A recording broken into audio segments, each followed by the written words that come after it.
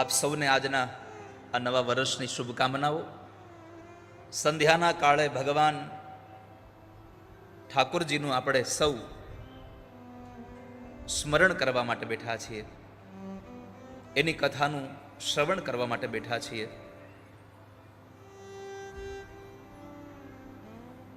આ કથાનો એકમાત્ર ઉદ્દેશ, જ્યારે પૂછું કે આપણી આ કથાનો કઈ ઉદ્દેશ ખરો, ત્યારે એમણે એક બહુ સરસ વાત કરેલી કે પહેલો ઉદ્દેશ તો એ છે કે અમારો સમાજ અને આપણા સમાજ થકી એક કથા થાય અને એ કથામાં તમામ લોકો આ કથાનો લાભ લઈ શકે. એ સૌથી મોટો ઉદ્દેશ છે અમારો સમાજ એકત્ર થાય. અને મેં ઘણીવાર કથામાં કહ્યું છે કે બધાને એકત્રિત કરવાના સાધનો ઘણા છે, બધાને એક સાથે બેસાડી રાખવાના માધ્યમ ઘણા છે. લગ્નમાં તમે બધા ભેગા થાવ, કોઈ બીજો ત્રીજો પ્રસંગ હોય ભેગા થાવ, પણ કથા એક એવું ક્ષેત્ર છે કે 7 દિવસ સુધી, અને એમાં પણ 3 કલાક 4 કલાક તમે આ મંડપની નીચે જેટલો કલાક બેઠા રહો એટલો કલાક માટે તમારા બધાના વિચાર એક જ દિશામાં દોડ્યા જાય. તમે લગ્નમાં બેઠા હો તો બધાના વિચાર અલગ અલગ હોય, પણ અહીંયા તો કથાના મંડપમાં બધાના વિચારધારા એક જ પ્રવાહમાં દોડતી હોય. એટલે સૌથી મોટો એનો ઉદ્દેશ આ કથાનો, પ્રભુની કથા સૌ લોકો સાંભળે. ભગવાનની કથાથી લોકોને શાંતિનો અનુભવ થાય, પીડાઓમાંથી મુક્તિ અપાવવા માટેની કથા છે. એટલે તો સ્વયં ભગવાન ભાગવતજીમાં લખ્યું છે, ધન્ય ભાગવતી વાર્તા પ્રેત પીડા વિનાશિની. પ્રેત અવસ્થા એટલે કે મર્યા પછી પણ જેને શાંતિ ન મળી હોય એને શાંતિ અપાવવા માટેનો આ પવિત્ર ગ્રંથ ભાગવત છે. તો તમે જ કલ્પના કરો કે મર્યા પછી પણ જે માણસના નામથી કથા થાય એને જો મોક્ષ મળતો હોય તો તમે પંચમહાભૂતના શરીર સાથે ભગવાનની કથામાં બેઠા છો, તમને કથાથી મોક્ષ ગતિ મળવી જોઈએ, મુક્તિ મળવી જ જોઈએ. હવે મુક્તિની એક વ્યાખ્યા તમને, લોકો મુક્તિ એટલે મર્યા પછી જે મેળવવાની વાત છે.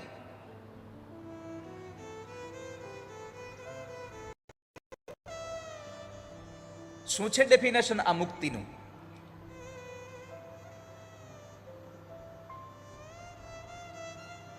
ઈચ્છાઓ અધૂરી રહી જાય અને શ્વાસ પૂરા થઈ જાય એને મૃત્યુ કહેવાય, પણ શ્વાસ બાકી રહી જાય અને ઈચ્છાઓ પૂરી થઈ જાય એને આ સંસારમાં જીવતા જ મોક્ષ ગતિ કહેવાય. વાલા ભક્તજનો, કોઈ અપેક્ષાઓ જ ન રહે, જે સ્થિતિ નિર્માણ થઈ રહી છે એની સહજતાથી સ્વીકાર થઈ જાય, એ સ્વીકૃત કરવાનો એ આપણો સ્વભાવ બની જાય, એ જ તો મુક્તિ છે. અને એ મુક્તિનો દાતા ગ્રંથ કે જે સ્વયં ભગવાન ભાગવતજી ગર્જના કરે, એકમ ભાગવતમ શાસ્ત્રમ મુક્તિદાનેન ગર્જતી. હે જીવ, તું મારા શરણે આવી જા, હું તને મુક્તિ આપી દઈશ. ભુક્તિમ ચ મુક્તિમ ચ દદાસि નિત્યમ ભાવાનુસારે.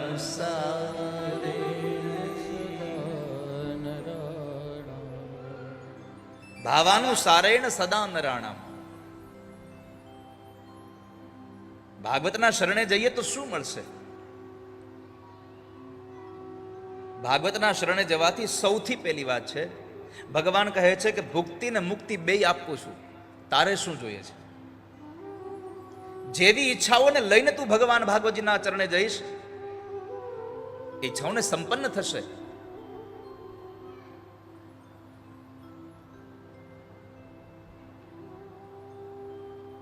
તો ભુક્તિ ને મુક્તિને દેનારો ગ્રંથ એટલે ભાગવત. આપણે પહેલો પ્રશ્ન આવીને ઉભો રહે, આ ભાગવત એટલે શું?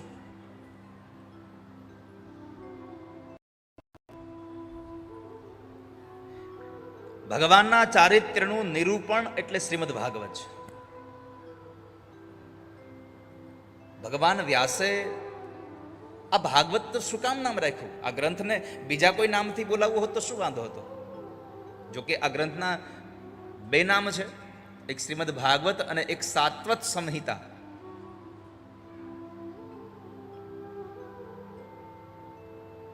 તો ગ્રંથને ભાગવત શું કામ કીધો? તો ભગવતા પ્રોક્તમ ઇતિ ભાગવતમ. ભગવાનનું ગાયેલું છે, ભગવાને પોતે કહ્યું છે, પોતાના મુખમાંથી પ્રગટ થયું છે. આ ભાગવતની ગંગા ભગવાનના મુખારવિંદમાંથી પ્રગટ થઈ. બે ગંગાઓ આ ભારત વર્ષમાં વહે છે. ઇતિહાસના નકશામાં તમને જે એક દેખાય છે, એક એ અને એક અત્યારે રાજકોટમાં લોહાણા સમાજમાં જે આજે એ ગંગાનો પ્રવાહ આજ પ્રારંભ થઈ રહ્યો છે. હરિદ્વાર છે એ ભાગીરથી ગંગા છે, અને અત્યારે અહીંયા જે વહી રહી છે આ ભાગવતી ગંગા છે. હવે આપણને દેખાય છે બે ગંગા છે, બે ગંગામાં મહાત્મ્ય કોનું વધારે? બેમાં તફાવત શું છે? આ બેની વચ્ચે શું ભેદ?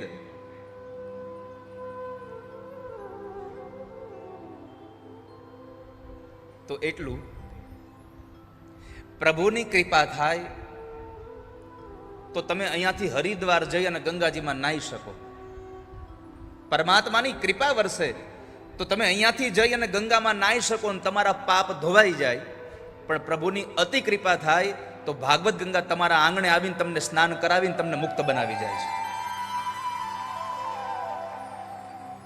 કદાચ એવું લાગતું હશે કે આજે કિરીટભાઈ, મને એમ લાગે છે કે પહેલા દિવસે આ જેટલો મંડપ નાખ્યો બધો ભરાઈ ગયો છે. જલારામ બાપાના 3 નિયમો હતા. સૌથી પહેલું ભોજન કરાવવું, ભજન કરવું અને ભક્તિ કરવી. આ લોહાણા સમાજે એ જ આયોજન અહીંયા કર્યું છે. અહીંયા ભજન કરો, ભગવાનની ભક્તિ કરો, અને ભજન અને ભક્તિ પછી અહીંયા ભોજન કરી અને પછી તમે જાઓ.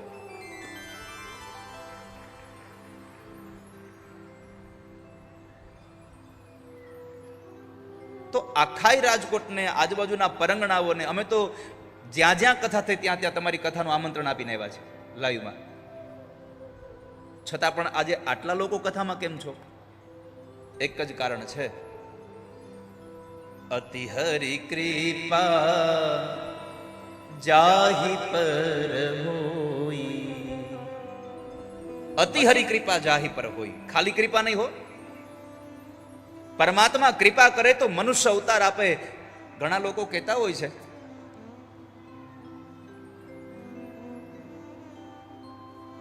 કે અમારે ફેક્ટરી બહુ મોટી થઈ ગઈ, ભગવાને બહુ કૃપા કરી. અમારે દીકરો સરસ મજાની નોકરીએ લાગી ગયો, ભગવાનની બહુ કૃપા થઈ ગઈ. અમારી દીકરીને એટલું સરસ ઘર મળી ગયું, ભગવાનની કૃપા થઈ ગઈ. વાલા ભક્તજનો, આજના માટેનો એક સદવિચાર લખી રાખજો. તમારું ઘર મોટું થઈ જાય, 2 BHK માંથી 4 BHK થઈ જાય, બંગલો થઈ જાય, ફાર્મ હાઉસ થઈ જાય, તમારી ફેક્ટરીઓ મોટી થઈ જાય, 1 માંથી 5 થઈ જાય, તમારી દીકરીને સારો ઘરવાળો મળી જાય, તમારા દીકરાને સારી નોકરી મળી જાય. આ પ્રભુની કૃપા નથી. તમને સત્સંગ મળે એ પ્રભુની કૃપા છે. તમને આવી કથા સાંભળવા મળે એ પ્રભુની કૃપા. એટલે તુલસીદાસજી લખ્યું, અતિ હરિ કૃપા જાહી પર હોય, પાવ દેઈ એહી માર્ગ સોઈ. આટલા લોકો અહીંયા એટલા માટે આવ્યા છો કે આમંત્રણ લોહાણા સમાજે આખા મલકને આપ્યું હતું કે બધા કથામાં આવજો. પણ આજે એટલા લોકો પહેલા દિવસે તમે આવી જાઓ મારી કથામાં. તમને ઠાકોરજી અહીંયા બોલાવ્યો, અને પરમાત્માએ જ્યારે આપણને સરસ જગ્યાએ નિમિત્ત બનાવ્યા છે તો પ્રભુની અતિ કૃપા છે આપણા ઉપર. ભગવાનનું ગાયેલું છે. એક શ્રીમદ ભાગવત ભગવાનના મુખારવિંદ પ્રગટ થયું, અને એક ભાગીરથી ગંગા પરમાત્માના ચરણારવિંદમાંથી પ્રગટ થઈ. ભાગીરથી ગંગા, એમાં સ્નાન કરવા જાવ તો પાપ બળી જાય, અને આ ભાગવતી ગંગામાં સ્નાન કરવા જાવ તો પાપ કરવાની વૃત્તિ જ બળી જાય. હવે પાપ કરવાના વિચારો જ બળી જાય. એવી સુંદર આ કથા આજે ઘણા સમય પછી આમ તો રાજકોટમાં હિરેનભાઈ આવવાનું થયું. કથા તો રાજકોટમાં થઈ, ભગવાનને મેળવવાનું શ્રેષ્ઠ સાધન એટલે ભાગવત છે. પરમાત્મા સાથે તમે વાતચીત કરી શકો એવો ગ્રંથ એટલે ભગવાન ભાગવત છે.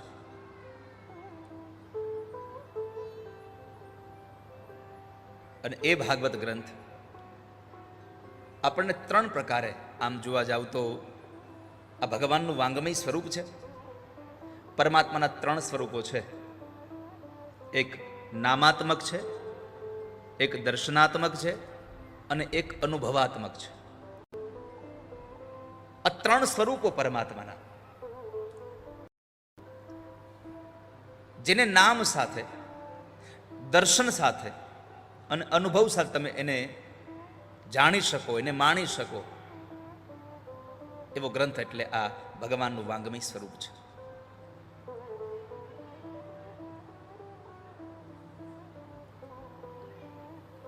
સાકર હોય સાકર, પણ આ ગ્રંથને એકવાર તમારે એને ચાખવો પડે. આ ગ્રંથને એકવાર તમારે રસપાન કરવું પડે, તો પછી તમને આ 3 સ્વરૂપના આપોઆપ દર્શન થઈ જાય. સાકર હોય સાકર, એકવાર તમે એને ચાખી હોય ને પછી તમને કોઈ ખાલી સાકર શબ્દ બોલે ને તો 3 વસ્તુ તમને આપોઆપ તમારી સામે આવીને ઉભી દે. સાકર શબ્દ બોલે નામાત્મક છે, પણ દર્શનાત્મક ઓટોમેટિક થઈ જાય કે સાકર આવી હોય. અને દર્શનાત્મક જ્યારે કોઈ સાકર લાવે તો એનો સ્વાદ તમારી જીભમાં પહેલેથી જ ઉદ્ભવ થઈ જાય કે સાકર આવી મીઠી હોય છે. આ અનુભવાત્મક છે. તો પરમાત્માને અનુભવવાનો આ ગ્રંથ એટલે શ્રીમદ ભાગવત.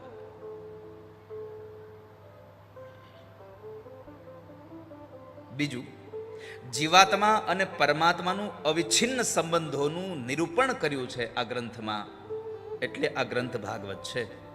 કે જીવ બ્રહ્મ કરતા જુદો નથી, અહમ બ્રહ્માસ્મિની યાત્રા સુધી લઈ જવા માટે આ ગ્રંથ છે. તતત્વમ અસીથી અહમ બ્રહ્માસ્મિ, તું બ્રહ્મ છો એની ઓળખાણ કરાવનારો ગ્રંથ છે, એટલે આ ભાગવત છે. તો આ ગ્રંથ પ્રભુ સાથે આપણને જોડી આપવા વાળો ગ્રંથ છે. ઘણા લોકો પૂછે આપણને, હિરેન દાદા કે ભાગવત સાંભળું તો ભગવાન મળે?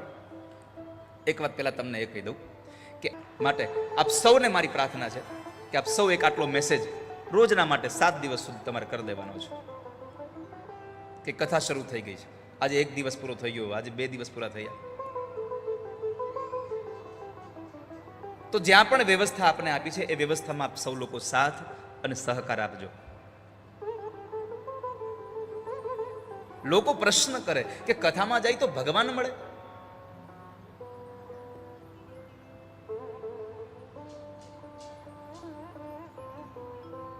કંઈક મેળવવાની અપેક્ષા સાથે જશો ને તો હંમેશા અધૂરા પાછા આવશો. કશું જ જોઈતું નથી. મુંબઈમાં મરીન લાઇન્સ છે અથવા તો દરિયા કિનારો, તમે ખાલી એક વિચાર કરી લો, આ દરિયા કિનારો છે. સવારમાં તમે દરિયા કિનારે જાઓ અને તમે વોકિંગ કરવા નીકળ્યા હો અને તમે દોડતા દોડતા એ દરિયાના કિનારે જતા હો, પૂરા કપડાં ન પહેર્યા હોય, અડધા જ કપડાં પહેર્યા હોય અને દોડતો દોડતો જતો હોય, છતાં પણ એ દરિયાના કેટલો આનંદ વ્યક્ત થાય છે. કેમ? એ કઈ મેળવવા ગયો જ નથી, એમનેમ ચાલ્યો ગયો છે એટલા માટે. પણ એનો એ માણસ સવારે 6 વાગે જ્યારે ચાલતો હોય ત્યારે આનંદ મળ્યો હોય, પણ એનો એ જ માણસ જ્યારે 10 વાગે પોતાની ઓફિસ એ જ બાજુ છે અને ઘરે જઈ અને પછી પોતે સ્નાન કરી, મોંઘા કપડાં પહેરી અને કરોડો રૂપિયાની ગાડીમાં બેસી અને જ્યારે ઓફિસે જાય ત્યારે એના એ જ દરિયા કિનારેથી નીકળે તો એ દરિયો એને આનંદ ન આપે. કેમ? અત્યારે ઓફિસમાં જઈ રહ્યો છે, કંઈક મેળવવા માટે જઈ રહ્યો છે, એટલે એ દરિયો આનંદ આપતો બંધ થઈ જશે. તમારે કશું જોઈએ છે તો મેળવવાની અપેક્ષા જ ન રાખો. સુખી થવું છે? એક નાનું ઉદાહરણ તમને આપું. તમારે 5, 7, 10 હજાર રૂપિયાની જરૂર છે અને તો તમે કોઈ તમારા મિત્ર પાસે, તમારા સ્નેહી સંબંધી પાસે એવી અપેક્ષાએ જાઓ કે હાલ હું અહીંયા 5,000 રૂપિયા મળી જશે તો મારું કામ થઈ જશે. તમે ત્યાં પહોંચી જાઓ, તમે એની વાત કરો તમારી, અને એ માણસ તમને 4,500 રૂપિયા આપે, 500 રૂપિયા ખાલી ઓછા આપે, તમે સુખી થશો કે દુઃખી થશો? જવાબ આપો હાલો. 5,000ની અપેક્ષાએ ગયા અને 4,500 મળ્યા, સુખી થશો કે દુઃખી થશો? બહાર નીકળીને એટલું કહેશો 500 ઓછા આપ્યા. 4,500નું સુખ તમને નહીં મળે, 500 નથી આપ્યા એનો વિચાર તમને મળશે, પણ કાંઈ અપેક્ષા જ ન લઈને ગયા હોય, નક્કી ન કર્યું કે મને આટલી રકમ મળશે, પણ લાવ હું ત્યાં જાઉં, કંઈક મદદ મળી જાય તો, અને તમને ત્યાંથી 4,000 મળે ને તોય તમે સુખી થઈને આવો કે મને મદદ તો મળી ગઈ. કારણ કોઈ અપેક્ષા વગર ગયા છો. એમ જો મેં ભાગવતની કથામાં અપેક્ષા વગર આવશો કે મને પેલો સોફો મળે તો મારે કથા મજા આવે, તો તમને કોઈ દી કથા મજા નહીં આવે. પણ એટલું નક્કી કરીને આવજો જ્યાં જગ્યા મળે ત્યાં મને ઠાકોરજીની કથા મળે, એનાથી મારો મતલબ છે, તો તમે સુખી થઈને જાશો. પરમાત્માની કથા મળે એટલો જ નિયમ આપણો હોવો જોઈએ. પ્રભુની મને કથા મળી જાય.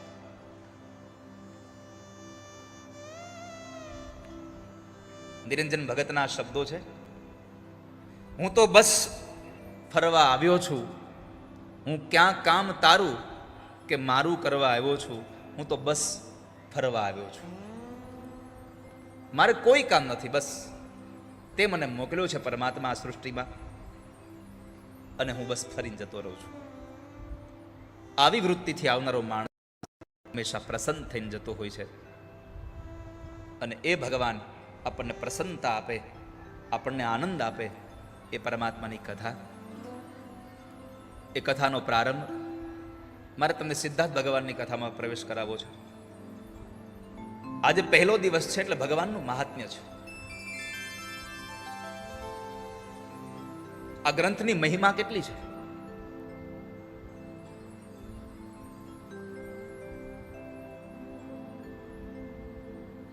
આ સામાન્ય ગ્રંથ નથી વાલા ભક્તો, જેમાં સ્વયં પરમાત્માએ પોતાનું તેજ આમાં પધરાવ્યું છે. ઉદ્ધવજી મહારાજે ભગવાનને પ્રશ્ન કરેલો, પ્રભુ સતયુગ, ત્રેતા અને દ્વાપરમાં તમે હતા, પણ કલિકાલ આવે છે, તમે નહીં હોવ જશે, આ જીવાત્મા જશે ક્યાં?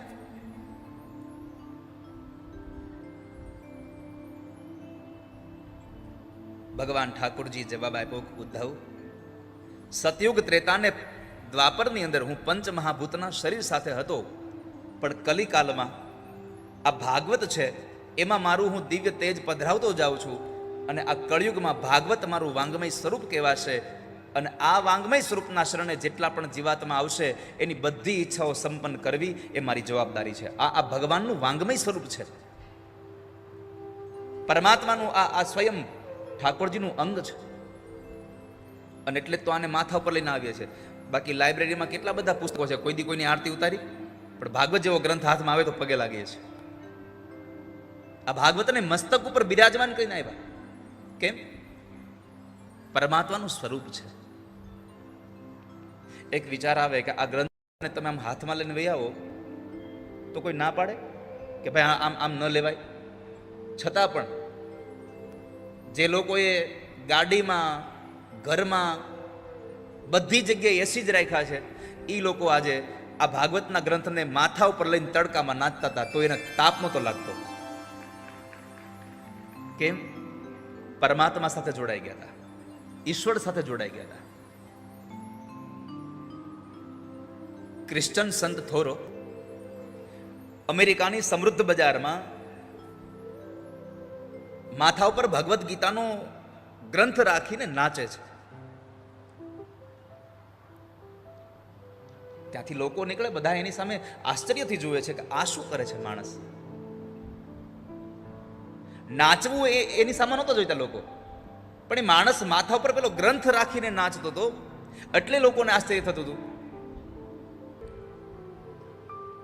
વાજતે ગાતા કરી, નાચતા કૂદતા, ઢોલ વગાડતા, એને ભગવાનને અહીંયા લઈ આવ્યા આપણે.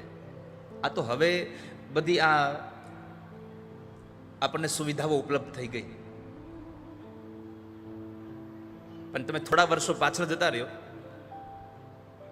તો જ્યારે આપણા ગામડાઓમાં આવા આયોજન થતા, અથવા તો આપણા વડીલો જ્યારે યાત્રાએ જતા ને યાત્રાએથી ફરીને પાછા આવતા હતા જાત્રા કરીને, ત્યારે એના સન્માન થતા ગામડા, અને એ ગામમાં જ્યારે સન્માન થતા ત્યારે આવા ડીજે આવું બધું કશું હતું નહીં. તે તો આપણી તળપદી ભાષામાં દોકડ હતા, દોકડ, તબલા, જાંજ હોય, મંજીરા હોય અને અબિલ ગલાલની છોડ ઉડતી હોય. ઘેરે આવો ને હવે જે માણસ કથામાં આવીને સૂઈ જાય બીજા જન્મમાં સાપ બને, અને સૂઈ જાય તો સાપ બને, તો એનું કર્મ છે. પણ ઉપાધિ એ વાતની છે, બાજુમાં જાગતો હોય માણસને ન ઉઠાડે તો પાછો બાજુમાં જે છે એ બીજા જન્મમાં મદદ થાય. અને પછી ઓલા કરંડિયામાં ઠોહા મારે, ઊભો થા, આવે નીકળ બારો, જાગ તું. એટલે મારે તમને કેવું છે કે તમારી બાજુમાં કોઈ સૂતો હોય તો સમજો, તાળીઓના વાને એમ કોણી મારી દો, એ જાગી જા, તારે સાફ થવું પાછળ વયો જા, અમારે મદારી થવું. એટલે એકવાર ભાવથી તાળીઓ સાથે ઠાકોરજીનું સન્માન કરીએ. શેરી વળાવી સજ કરું ઘેરે આવો ને. મથુરા ભગવાનનું જન્મસ્થાન એ ભારતમાં છે. ભારતમાં ભગવાનનો જન્મ થયો તો ભારતમાં જન્મેલા ભગવાનની કથા છે. ભારતમાં જ આ કથા ગવાય છે. ભારતમાં જન્મેલા લોકો જ આ કથા સાંભળવા બેઠા છે. ભારતમાં જન્મેલો માણસ જ આ સાંભળવા તમને બેઠો છે. આ બધું ભારતનું છે, તો આ તાળીઓ ચાઇના વાળી કેમ આવે છે આમાં? અમુક અમુક તો પૂછી પૂછીને તાળીઓ પડે આમ આમ. અરે આમ એવી તાળીઓ પાડો કે તમારા હાથમાં મહેંદી મૂકી હોય એવો રંગ થઈ જવો જોઈએ.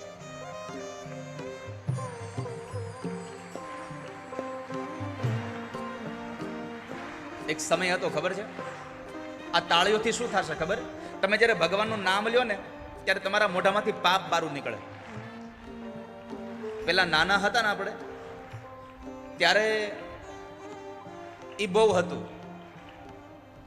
રવિવાર આવે એટલે માં સવારમાં ગરમ પાણી કરી અને ફળિયામાં નવડાવે અને દેશી નળિયું ઊંધું કરે અને મેલ કાઢે. પછી માથામાં તેલ નાખીને પોતાના ખોળામાં બેસાડીને માં માથામાં ટોલા વીણતી. હવે નથી રહ્યા ટોલા, એટલે ટોલા ગયા એ માનો ખોળો વયો ગયો એટલો બધો, નહીતર માં પકડીને બેહાડતી ખોળામાં. પણ જ્યારે માથામાંથી ટોલો મળે ત્યારે માં શું કરે? આમ પકડે ટોલો.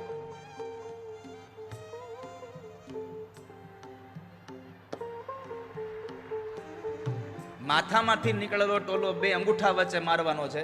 તમે રામનું નામ લેશો ત્યારે ટોલો તમારા મોઢામાંથી નીકળશે પાપનો, એને તાળીઓથી મારવાનો છે. એકવાર ભાવથી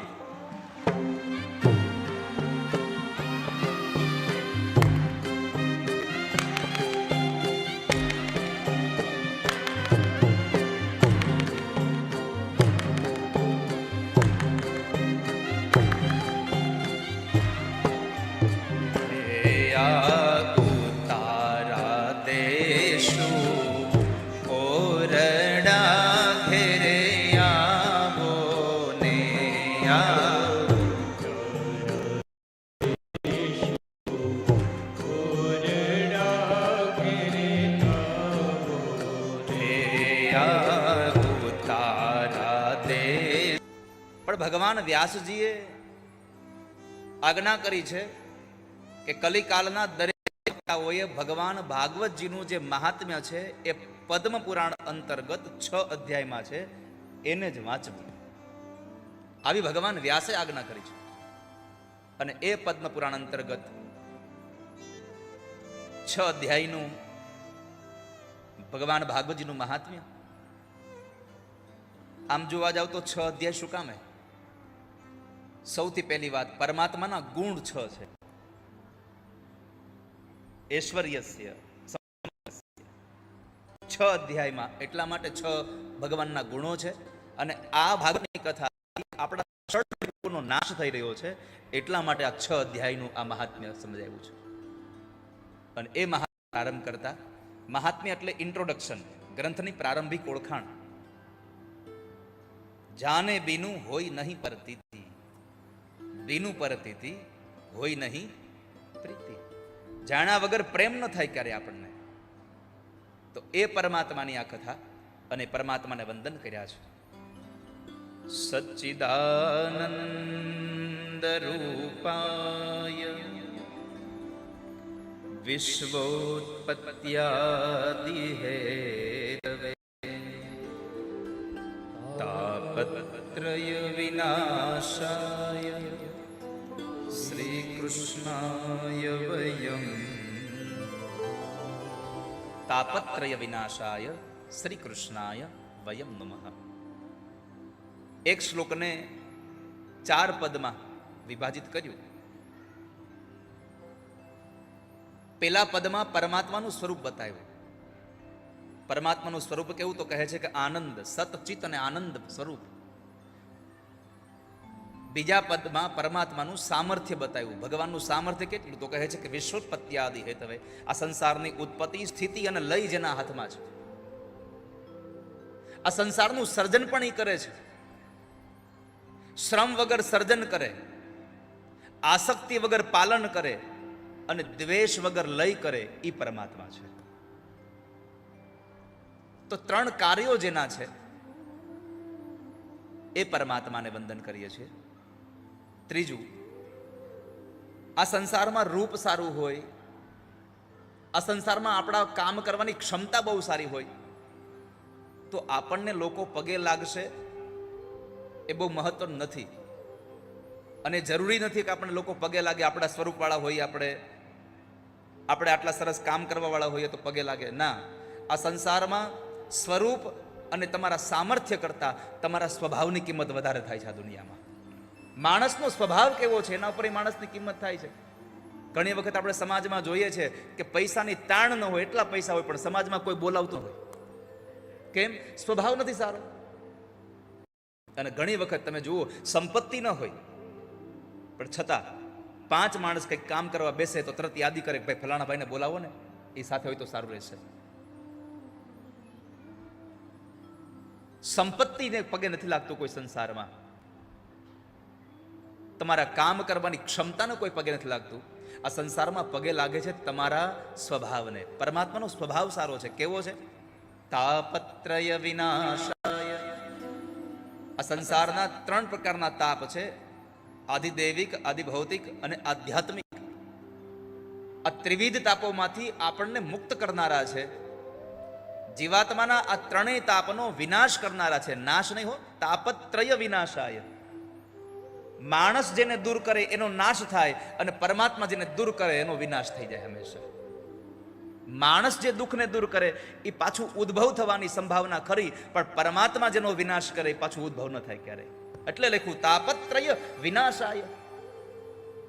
3 પ્રકારના તાપોમાંથી મને તમને જે મુક્ત કરે છે એવા પરમાત્મા શ્રી કૃષ્ણને અમે વંદન કરીએ। ખાલી કૃષ્ણ નહીં હો બાબુજી, શ્રી કૃષ્ણને સ્વરૂપ ભગવાન કૃષ્ણને વંદન કરીએ છીએ। અને આ સંસારમાં પ્રકૃતિ વગરના પરમાત્માની બહુ પૂજા ઓછી થઈ છે। ભગવાન રામ દશરથના દીકરા હતા ત્યારે પણ રામ હતા, સીતાના પતિ થયા ત્યારે પણ રામ હતા, જંગલમાં ગયા ત્યારે પણ રામ હતા, ફરી પાછા અયોધ્યામાં આવ્યા ત્યારે પણ રામ હતા।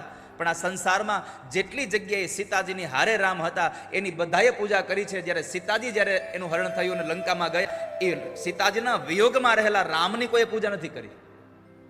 રામ પૂજાયા પણ કેવલ સીતાજી સાથે હતા એ।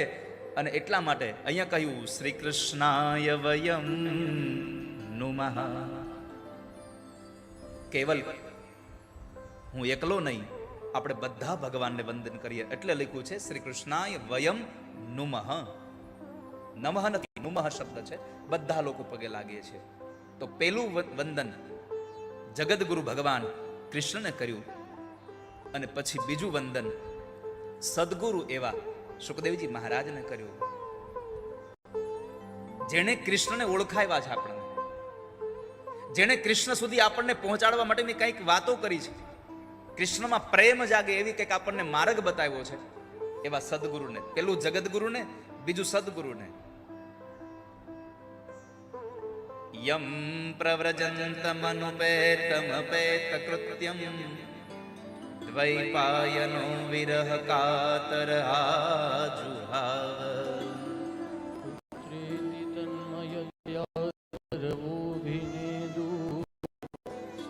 સર્વભૂતરદ તો બીજું વંદન સુખદેવજી મહારાજને કર્યા છે. અહીંયા લખ્યું છે સર્વભૂત હૃદયમ મુનિ માનતોસ્મિ. મુનિનો અર્થ છે મનનાત ઇતિ મુનિ. આપણે ખાલી મુનિ કહેવા લાગીએ કે આ તો મુનિ છે અમારા મુનિ, એમ મુનિ નહીં. જે મનન કરે છે એ મુનિ છે. બીજું જે મૌન રહે છે એ મુનિ છે. મૌનની ભાષા એટલે ખાલી જીભથી મૌન રહે એમ નહીં હો. નહીં તો ઘણા ખાલી જીભથી જ મૌન રહે, બાકી પછી બાજુમાં પડ્યો એ ગ્લાસ ઠપકારે, વાટકો પડ્યો તો વાટકો ઠપકારે, એલા દેને આમાં, એને મૌન ન કહેવાય. મનનાથ ઇતિ મુનિ. ભેગું લઈ ન જવું કઈ. તો કથા નથી સાંભળી બાપજી, પણ અમારા મનને શાંતિ થાય એવું કંઈક સાધન બતાવો. શું કરવું જોઈએ અમારે? સૂત નામના મહાપુરાણે કહ્યું તમે ભાગવતની કથા સાંભળો. શોનો કોઈ પ્રશ્ન કર્યો ભાગવત શું કામ? તો કહે છે કે ભાગવત એ વેદોનો ઉપનિષદોનો સાર છે. વેદોપનિષદામ સારાન જાતા ભાગવતી કથા. માટે તમે ભાગવતની કથા સાંભળો. શોનું કોઈ કહ્યું બાપજી અમે ક્યાં કથા સાંભળવા જઈએ, તમે અમને કથા સંભળાવો ને. અમે બીજે તો ક્યાં જશું, તમે જ અમને કથા સંભળાવો. અને એ જ્યારે સૂત નામના મહાપુરાણી 88,000 શોનકાદિક ઋષિ મુનિઓને ભાગવતની કથા કહેવા માટે તૈયાર થયા. અને એ કથામાં એમણે કહ્યું એક શબ્દ બહુ સુંદર વાપર્યો છે, સર્વ સિદ્ધાંત નિષ્પન્નમ સંસાર ભયનાશનમ. સંસારના ભયમાંથી મુક્ત કરે એવી કથા તમને સંભળાવું છું. કથામાં ભયનો છે, એક જ વાતનો છે કે હું મરી જઈશ તો શું થાય બધું, આ ભેગું કર્યું ક્યાં જશે? પણ મરવાનું તો છે જ વાલા ભક્તો. કોઈ આજ ગયા, કોઈ કાલ જશે, કોઈ જાને કો ભી તૈયાર હે. જવાનું તો બધાને છે. કંઈક રાણા ને કંઈક રાજિયા, છોડી ચાલ્યા ઘર બાર, હેતે હરિનો રસ. પરમાત્માએ આપણને આટલો સુંદર અવતાર આપ્યો છે, અને આ અવતારમાં કેવલ સંપત્તિ ભેગી કરવા માટે નહીં, આ અવતાર પરમાત્માને ભજવા માટે આપ્યો છે. ભગવાનની ભક્તિ કરવા, પરમાત્માની કથા સાંભળવા માટે અને પરમાત્માના દર્શન કરવા જવા માટે એક જ અવતાર છે, મનુષ્ય અવતાર. બાકી કેટલા બધા જીવાત્માઓ છે. અહીંયા એક પણ વખત ભસ્યા વગર એક કૂતરું અહીંયા આવીને બેહે, તમે બેસવા દેશો એને? કોઈને કરડશે નહીં, કોઈને ભસશે નહીં, કશું જ નહીં કરે, છતાંય તમે બેસવા નહીં દો. કેમ? એને અધિકાર નથી. કથામાં કેવલ આ મનુષ્યને અધિકાર છે. પરમાત્માએ આપણને વિશેષ આપ્યો છે. આ માણસનો અવતાર પરમાત્માએ આપ્યો છે. માટે તમને કહું છું, તદહમ તે વિધાસ્યામિ સાવધાન તયા શૃણુ. તમે સાવધાન થઈને સાંભળજો. અને જ્યાં સુધી જીવનમાં સાવધાનનો તમને આદેશ નહીં મળે ત્યાં સુધી વિશ્રામની સ્થિતિ નહીં આવે. આપણે 15મી ઓગસ્ટ અને 26મી જાન્યુઆરીએ આપણા રાષ્ટ્રીય ધ્વજને જ્યારે આપણે સલામી દેવા જઈએ છીએ ત્યારે આપણને આદેશ મળે છે સાવધાન, અને પછી કહેવામાં આવે છે વિશ્રામ. સાવધાન થયા વગર તમને વિશ્રામ નહીં મળે વાલા વૈષ્ણવો. માટે સાવધાન થઈને સાંભળજો, એક શબ્દ વયો ન જાય. અહીંયા આવો ને, આ કથા નારદે સાંભળી છે. હવે બહુ વિચારવા જેવી વાત છે. અહીંયા નારદનું નામ શું કામ આપ્યું? સુતજી જ્યારે જ્યારે કશું કથા કહેતા ને ત્યારે કહેતા કે મને સુખદેવજીએ જે કીધું છે એ કથા હું તમને કહું છું. કારણ કે કોની પાસેથી આપણને મળ્યું છે ને એના ઉપર વાતની ટકાવારી નક્કી થાય. અહીંયા નારદજીએ કથા સાંભળી આવું નિરૂપણ સૂત નામના મહાપુરાણીએ શૌનકોને કહ્યું. આશ્ચર્યની વાત એ છે, નારદજીએ કથા સાંભળી. સામાન્ય માણસનું નામ લીધું હોત તો આશ્ચર્ય ન થાત. કેમ? ગામનો કોઈ ગરીબ માણસ બેંકમાંથી લોન લે અને સમાચાર મળે આપણને કે ભાઈ ફલાણા ભાઈ બેંકમાંથી ઘર બનાવવા હાટુ લોન લીધી, તો આપણને આશ્ચર્ય ન થાય કે એની પાસે પૈસા નથી તો એને લોન લીધી હશે. પણ સમૃદ્ધમાં સમૃદ્ધ માણસ મકાન બનાવવા હાટુ બેંકમાંથી લોન લે અને પછી આપણને ખબર પડે કે ફલાણા ભાઈએ મકાન બનાવવા હાટુ લોન લીધી, તો આપણને આશ્ચર્ય થાય એણે લોન લેવી પડી. આ સામાન્ય વાત સાથે સમજવા જેવું છે કે નારદજીએ કથા સાંભળ્યા, એને તો જરૂર જ નથી કોઈ દિવસ. કેમ? સતત નારાયણ નારાયણનું નામ રટે છે, તો એને ક્યાં જરૂર છે કથાની? છતાં પણ એને કથા સાંભળી તો કાંઈક આ કથાનું મહાત્મ્ય હશે. એટલે સોનું કોઈ પૂછ્યું, બાપજી, લોક વિગ્રહ મુક્તસ્ય નારદસ્ય સ્થિરસ્ય ચ વિધિશ્રવે કૃતઃ પ્રીતિ સંયોગઃ કુત્ર કૈ. બાપજી, નારદે શું કામ કથા સાંભળી? જેને સંસારની આસક્તિ જ નથી, અને એ માણસ કથા સાંભળે? કૃપા કરીને અમને બતાવો. અહીંયા તો એવું લખ્યો શબ્દ અસ્થિર નારદ, પણ અસ્થિર એટલે સતત ભ્રમણ કરે એવા નારદની વાત નથી. અમાં જે સ્થિર છે, અકારો વાસુદેવ, વાસુદેવમાં જે સ્થિર છે એ નારદની કથા છે. એટલે સોનું કોઈ કીધું તમે અમને નારદની કથા સંભળાવો. એટલે સુતજીએ કહ્યું કે નારદે કથા શું કામ સાંભળી? એ સુખદેવજી, હે સોનકાદિક ઋષિઓ, હું તમને કાલ બપોરે 4 વાગે કહીશ, અત્યારે નહીં. નારદે કથા શું કામ સાંભળી એ તમને કાલે બપોરે 4 વાગે કહીશ. અને સાંભળવા જેવું છે કે નારદે કથા સાંભળી છે. અજગર કરે ન ચાકરી, પંછી કરે ન કામ, અને નારદે કથા. તો તમારે નારદે શું કામ કથા સાંભળી એ તમારે સાંભળવું હોય તો કાલે 4:45 વાગે આવજો. આજની કથાને અહીંયા વિશ્રામ આપું, પણ આપ સૌને પ્રાર્થના એટલી છે કે જ્યાં સુધી ઠાકોરજીની આરતી ન થાય ત્યાં સુધી કોઈએ પોતાનું સ્થાન છોડીને જવું નહીં. 2 મિનિટ માટે ભગવાન નામ સ્મરણ સાથે આજની કથાને વિશ્રામ કરીએ. તમે મને માયા લગાડી મારવાલા, તમે મને માયા લગાડી મારવાલા. એણે મને માયા લગાડી રે, એણે મને માયા લગાડી રે. સામે મને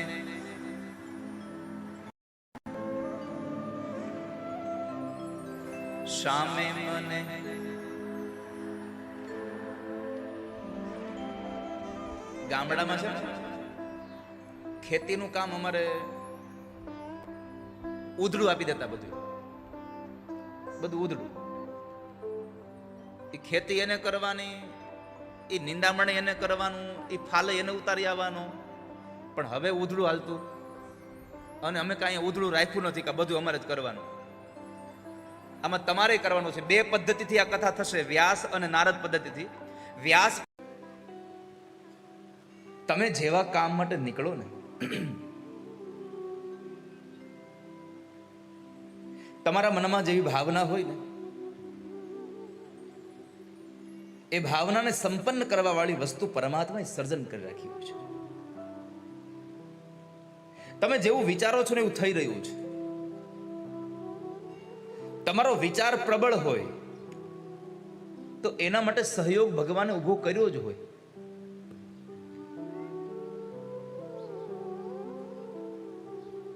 એમાં સંશય જ નથી.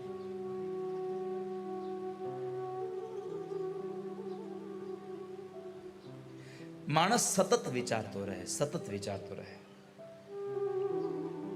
આપણે સામાન્ય વાત સાંભળી છે, પેલી ઈયળ હોય અને ભમરી આવીને વારે વારે ડંખ માર્યા કરે છે, વારંવાર ડંખ માર્યા કરે છે. શું બને છે પછી? એ ઈયળ વારે વારે ભમરીનું ચિંતન કર્યા કરે કે હમણાં ભમરી આવશે ને મને ડંખ મારી દેશે, હમણાં ભમરી આવશે ને મને ડંખ મારી દેશે. આ ચિંતનમાં અને ચિંતનમાં એક ઘટના એવી ઘટે છે કે એ ઈયળ પોતે જ ભમરી બની જાય છે.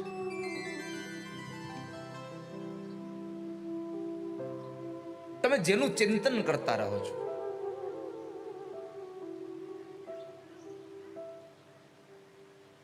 એ હોર્મોન્સ તમારી અંદર ઉદ્ભવ થઈ જાય છે. તમને રોગ લાગુ પડ્યો હોય, ડોક્ટર પાસે જાઓ, તમે ડોક્ટર દવા આપે, દવા પીતા વખતે તમને એમ થાય આ દવાથી મને સારું નહીં થાય. લેટેસ્ટ કોરોનામાં ઘણા ખરા લોકો પોતાના મનોવિચારથી જ મરી ગયા છે, પોતાના મનોબળથી જ મરી ગયા છે. કેમ કે એને પહેલેથી વિચાર લીધું કે હવે કોરોના થયો, હવે નહીં જીવીએ, અને અંતે જતા રહ્યા.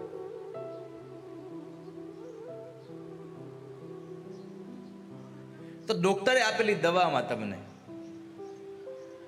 દવાની અંદર પ્રબળ શક્તિ છે, દવાની અંદર એ તત્વ નાખેલું છે કે તમને સારું થઈ જ જાય. જે રોગ તમને લાગુ પડ્યો છે એને સારું કરવા માટેની એની અંદર રસાયણ નાખ્યા જ છે.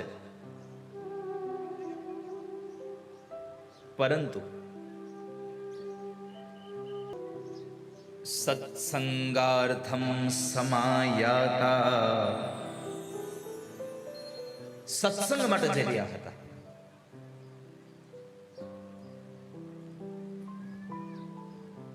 અને એ સત્સંગમાં જતા સમયે એમને દદૃશો તત્ર નારદમ, નારદના દર્શન થયા, નારદને મળ્યા છે.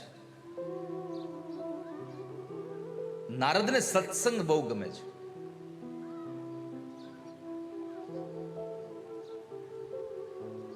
આ સંસારમાં કશું વેચવા વાળો જોઈએ, લેવા વાળા તો તૈયાર જ છે.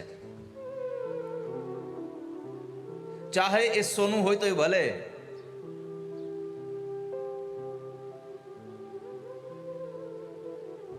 ચાહે એ ચાંદી હોય તો ભલે, ચાહે એ ભોજનની વસ્તુ હોય તો ભલે, માણસ લેવા વાળો હોવો જોઈએ, વેચવા વાળો હોવો જોઈએ. લેવા તો તૈયાર જ છે.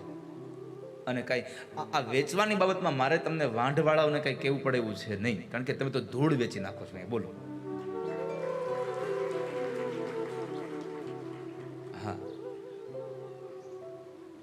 તમે આને વેચો છો. માણા એમ કે ધૂળના પૈસા, અહીંયા એના પૈસા લો છો તમે. બોલો,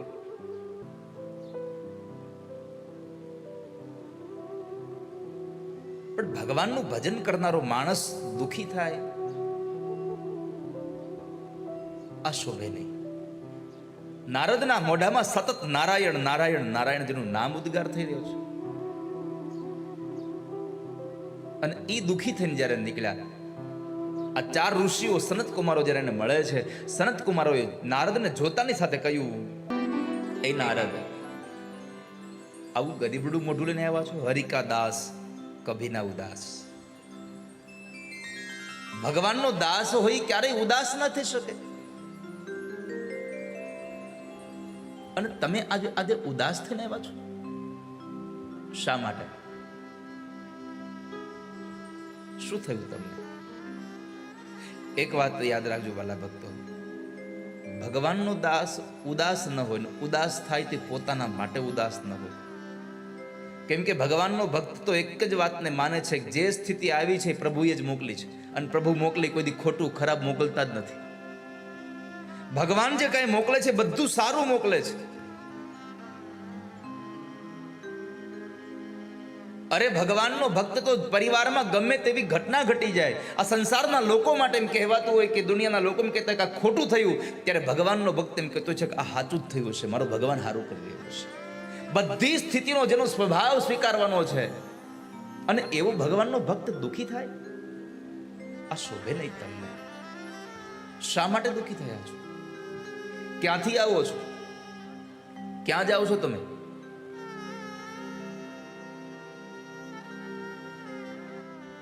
આજે તમારો ચહેરો એવો લાગે છે કે સંસારીના કોઈ પુરુષનું ધન ચોરાઈ ગયું હોય, એની સંપત્તિ લૂંટાઈ ગઈ હોય, અને જેમ દુખી થઈને બેઠો હોય માણસ, એમ તમે ભગવાનના ભક્ત થઈને દુખી થયા છો.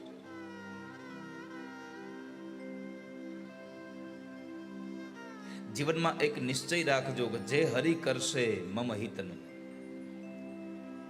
ભગવાન જે કાંઈ કરશે એ મારા હિતનું જ હશે. ચાહે તમને ગમે એવું હોય તો ભલે, ચાહે ન ગમે એવું તો ભલે. પ્રભુ જે કાંઈ કરી રહ્યા છે મારા માટે સારું કરી રહ્યા છે.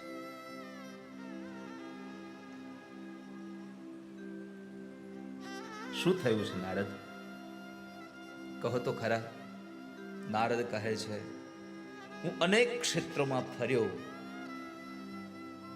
હરિક્ષેત્ર, કુરુક્ષેત્ર, ગંગા, પ્રયાગ, કાશી, ગોદાવરી બધે જ ગયો, પણ એક વાત કહું સંત કુમારો, નાપશ્યમ કુત્રચિત છર્મ મન સંતોષકારકમ કલીનાધર્મમિત્રેણ ઘરે અંબાદિતદ્રુના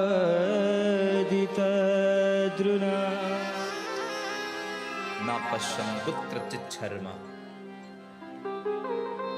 નારદ કહે છે બધી જગ્યાએ ફર્યો પણ મારા મનને શાંતિ જે કઈ સાચા તપ કરવા વાળા માણસની પ્રતિષ્ઠા ઘટતી ગઈ છે.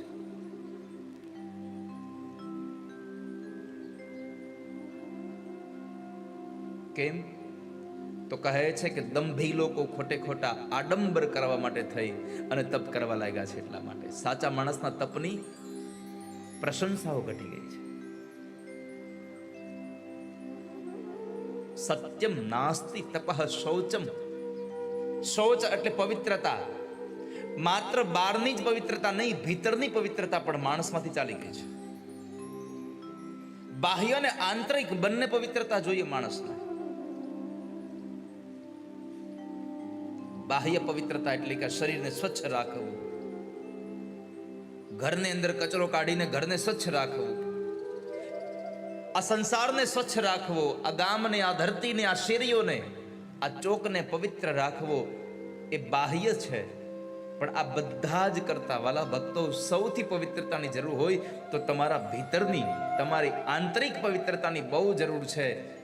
કપડાં ગમે તેટલા ચોખ્ખા પહેરો પણ વિચાર મેલા હશે તો તમારા કપડાની કિંમત ક્યારેય નહીં થાય. કપડાં ભલે મેલા પહેર્યા હોય.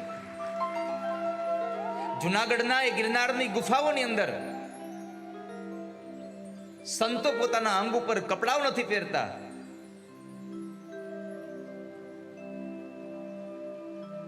ભસ્મને પોતાના શરીર પર લગાડી અને જીવન જીવે. કેટલાય દિવસો સુધી સ્નાન ન કરે છતાં પણ લાખો લોકો એના દર્શન કરવા માટે થઈ અને ત્યાં લાઈનમાં ઊભા રહે છે. કેમ?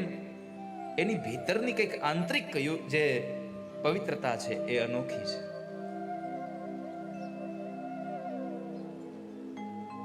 ભાગવતજી લખે છે માણસે બાહ્ય અને ભીતર બંને જ પવિત્રતાની બહુ જરૂર છે.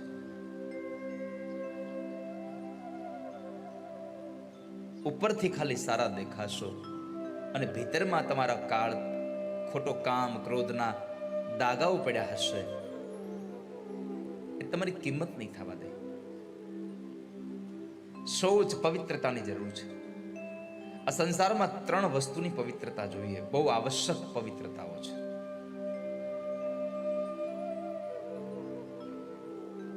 ત્રણ વસ્તુની પવિત્રતાઓ. એક, સૌથી પહેલી પવિત્રતા તમારા શરીરની જોઈએ છે. બીજું,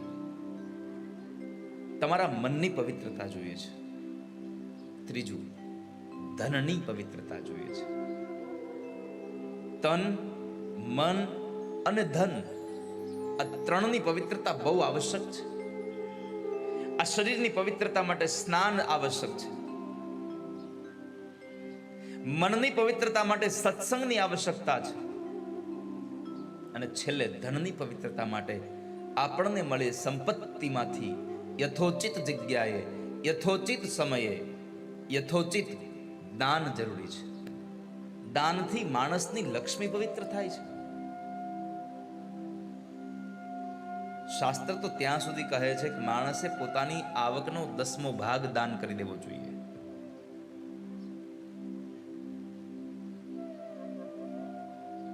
અને તમારું કરેલું દાન ઠાકોરજી ગમે ત્યાંથી ફરી પાછું તમારા ખાતામાં જમા કરી દે છે. એમાં સંશય જ નથી. માટે માણસ 3 પવિત્રતાઓ રાખે: સ્નાન, સત્સંગ અને દાન. આ 3 પવિત્રતાઓ સાથે આપણું જીવન ધન્યતાની ઓર લઈ જવું જોઈએ. ન દયા રહી છે, ન દાન રહ્યું છે. માણસ સંગ્રહ વૃત્તિનો થઈ ગયો છે. જેટલું કમાય એટલું સંગ્રહ કરવા માટે જ રહ્યો છે. પરંતુ આ સંસારમાં સંગ્રહ જેટલું સુખ નથી આપતું ને, એટલો સુખ તમને ત્યાગ આપે છે. લોકો એમ કહે છે કે તેજુરીમાં પૈસા પડ્યા હોય તો આપણને કેટલો આનંદ થાય, પણ એ પડ્યા પૈસા તમને જે સુખ નથી આપતું ને, એના કરતાં વધારે પૈસા તમે વાપરો એ તમને સુખ આપે છે. આપણી સંપત્તિ યોગ્ય જગ્યાએ વપરાય તો આપણને સુખ મળે છે.